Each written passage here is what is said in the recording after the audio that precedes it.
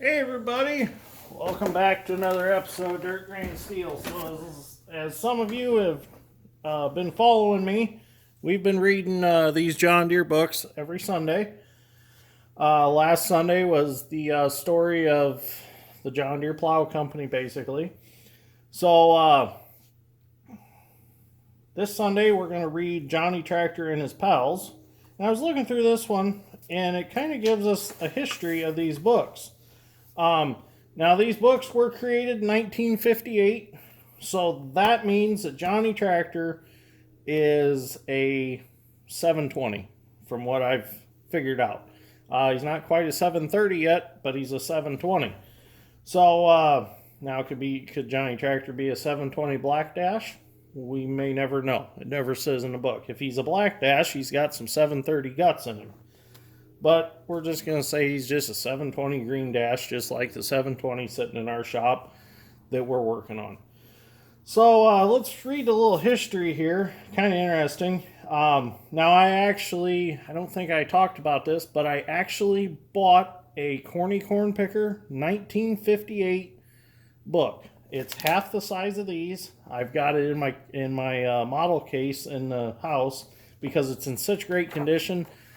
I want to preserve it, so I'm keeping it with the rest of my models, kind of just a showpiece.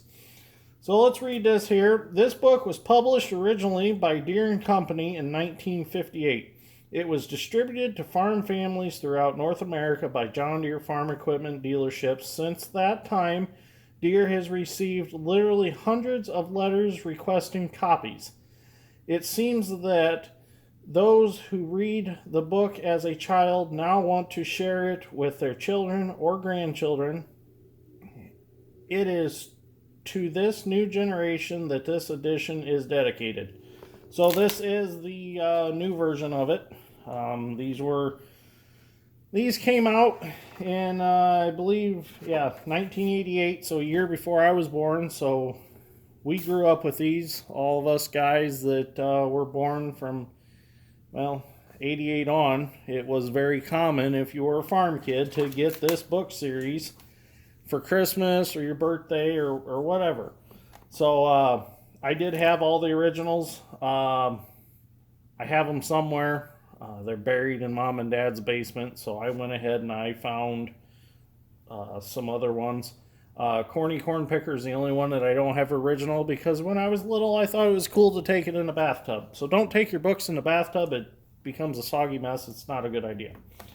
So anyways, let's start here with Johnny Tractor and His Pals. A John Deere storybook for little folks. Now I like this because this house and this barn really reminds me of my great-grandpa's farm. The house was similar to this. The trees in the yard, he had 2 big oak trees, and the barn was similar to that. The moon and the stars were bright. It was a night on the Fowler farm. The lights in Farmer Fowler's house shone cheerfully. The barnyard and fields were quiet. All the cows and pigs and chickens were fast asleep, but behind the barn, Farmer Fowler's farm machines were wide awake. They were talking in very low voices. They have a special language of their own, just as trees and flowers do. Johnny Tractor stood in the middle. He was their leader because he was a tractor. He was sure he was the most important machine on the farm, and he knew he looked handsome in his shiny green and yellow coat and big black rubber tires. Perry Plow was hitched behind Johnny Tractor. Early in the morning, Farmer Fowler would come for them. Tomorrow would be the day to plow the field along the creek. Farmer Fowler wants a big wheat crop from the field this year, said Perry. Dickie Disk growled. He had a deep voice. That field is very dry, Perry, he said. Farmer Fowler will use you to plow it, but then he will use me to cut up the clods of dirt. Johnny Tractor scolded Dickie Disk. Stop acting so proud, said Johnny. Farmer Fowler also uses Henry Harrow to make the field smooth. This pleased Henry Harrow. He liked to get special attention from Johnny Tractor.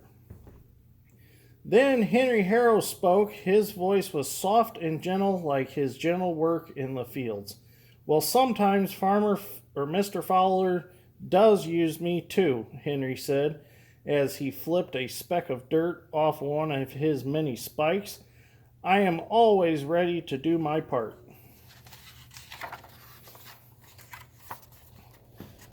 I'm always ready to do my part too, spoke up Danny Drill. I plant the seeds for Farmer Fowler. I plant them just right so they will grow quickly and evenly, and I put fertilizer in the soil so the plants will have plenty of food. Sometimes Danny Drill teased, I think I'm as important as Johnny Tractor. Before Johnny could say a word, Chucky Cultivator muttered, I'm important too. I get rid of bad weeds that would keep the crops from growing. Why, if it weren't for me, Farmer Fowler's fields would be full of weeds instead of corn, beans, and potatoes. All of the machines nodded and agreed. Yes, Chucky, you're very valuable. Front mount cultivator for 2-cylinder. I'll point that out. I always thought it was 3-point hitch mount when I was a kid, but now that I realize he is a front mount cultivator. Johnny Tractor couldn't keep still another minute. He turned around so fast he made Perry Plow dizzy. Ha! What would you do without me, Chucky? I pull you over the fields, you know, boasted Johnny, spinning his steering wheel. Well, you don't pull him, he pushes him.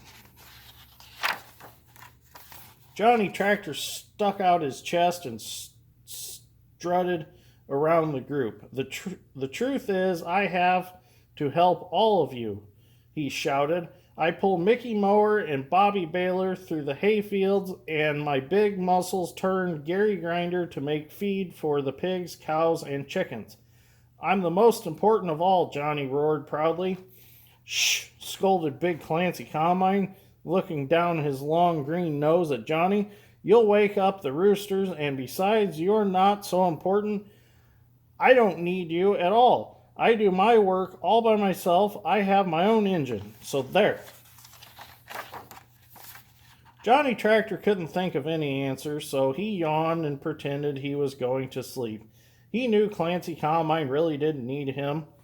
Johnny began to feel very ashamed of the way he acted. He said, well, I guess Farmer Fowler couldn't get along without any of us. He really needs all of us in some way. All the other machines agreed with Johnny Tractor. You better get some rest now if you're going to keep up with me tomorrow, Johnny added in a kind voice as he settled his wheels firmly on the ground and sighed. Before long, the sun would chase the moon from the sky and the rooster would wake them all up with a cock-a-doodle-doo. Tonight they must rest just as Farmer Fowler and his family were doing. Tomorrow they must be ready to work hard together. Soon they were all fast asleep. So there's a picture of, well, it's not Johnny Tractor plowing, because that looks like the backside of an 820 with the big fenders and a wide dash, but it is a 2-cylinder, and that's a bigger plow than what was in the book. But I'm not going to ruin it, because I'm still pretty sure Johnny Tractor was a row crop, and he was a 720. So, there you go.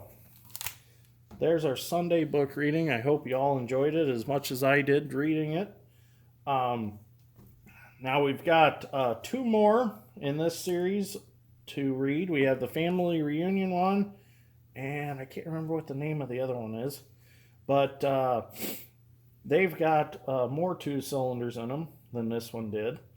And then after we read those 2, we're going to move on to a couple more of my childhood favorites. Well, I should back up. We have another book about the John Deere Plow Company that we're going to read, a little different version of what we did before. And then we're going to move on to a couple other of my favorite childhood books. We're going to read Mike Mulligan and his steam shovel. And there's one about Katie Dozer we're going to read about. So I hope you enjoyed this. And I hope to see you next Sunday for another book reading. And thank you for watching. And I will see you all in the next one.